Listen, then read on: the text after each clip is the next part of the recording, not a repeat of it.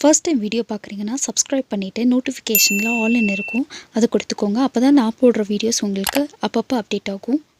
இன்றைக்கி நம்ம சேனலில் கோவையோட ஒரு ஸ்பெஷலான சிக்கன் ரெசிபி சிந்தாமணி சிக்கன் எப்படி பண்ணுறதுன்றது தான் உங்களுக்கு நான் பண்ணி காட்ட போகிறேன். நான் சொல்கிற மெஷர்மெண்ட் வச்சு நீங்கள் இந்த மாதிரி பண்ணிங்கன்னா இந்த ரெசிபி கண்டிப்பாக உங்களுக்கும் பிடிக்கும்னு நான் நம்புகிறேன். ஸோ மறக்காமல் சிக்கன் எடுக்கும்போது இந்த மாதிரி ஒரு டைம் ட்ரை பண்ணுங்கள். ரொம்ப கம்மியான இன்க்ரீடியன்ஸ் தான் இதுக்கு தேவை. நான் ஒரு தேங்காவை குட்டி குட்டியாக கட் பண்ணி வச்சுருக்கேன்.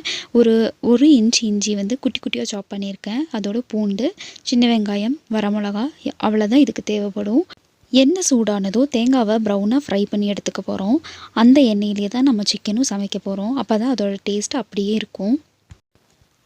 உங்களுக்கு தேங்காவோட டேஸ்ட் பிடிச்சிருந்தா நீங்கள் இன்னும் அதிகமாக கூட சேர்த்துக்கலாம். எனக்கு இவ்வளோ போதுன்றனால நான் கொஞ்சமாக எடுத்திருக்கேன்.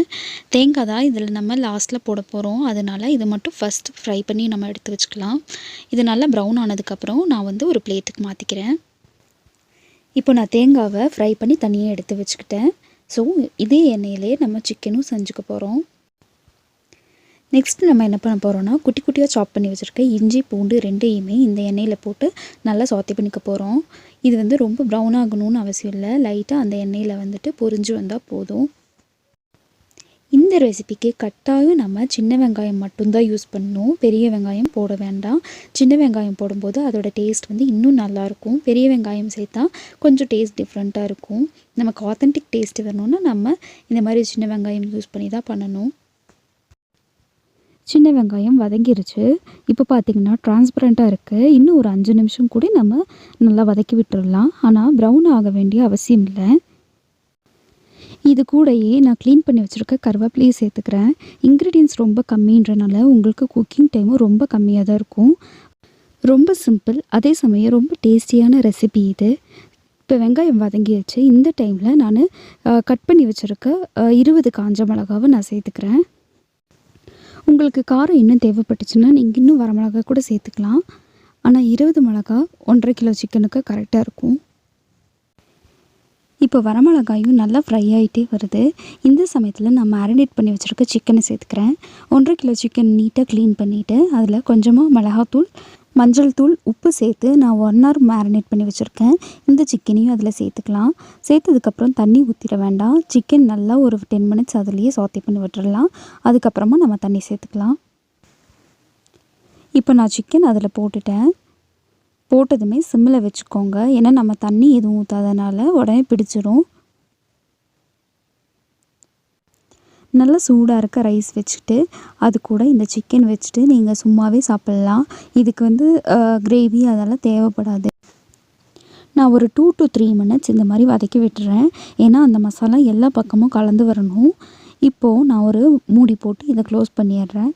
ஒரு 20 minutesக்கு அப்புறமா நீங்கள் இது ஓப்பன் பண்ணிவிட்டு அதுக்கப்புறம் தண்ணி சேர்த்துக்கலாம். இப்போ ஒரு 5 minutes ஆயிடுச்சு. இது ஓப்பன் பண்ணி நான் இன்னொரு டைம் கூட கிளறி விட்டுட்டு திரும்ப க்ளோஸ் பண்ண போகிறேன். இப்போ பார்த்திங்கன்னா சிக்கன்லேருந்து அந்த தண்ணி வர்றது உங்களுக்கு தெரியும். நம்ம தண்ணியே சேர்க்கல.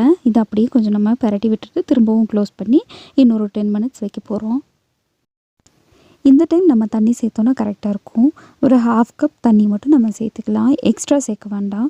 இது ட்ரையாக இருந்தால் தான் நல்லாயிருக்கும். தண்ணி நம்ம ஊற்றுனதுக்கப்புறம் இன்னொரு டைம் கூட கிளறிட்டு இன்னொரு 15 minutes நம்ம வைக்கலாம்.